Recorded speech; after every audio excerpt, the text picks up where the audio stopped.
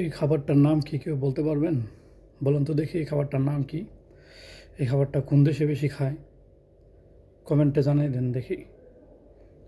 যে জানেন কমেন্টে জানিয়ে দেন এই খাবারটা কোন দেশের এবং খাবারটা খেতে কীরকম টেস্ট। এই খাবারটার ভিতরের সাইডটা হচ্ছে এরকম, দেখেন এগুলো হচ্ছে মাংস।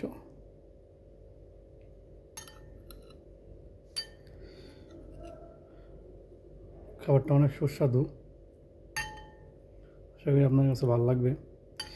যে খাবারটার নাম জানেন সে কমেন্ট করে জানিয়ে দেন।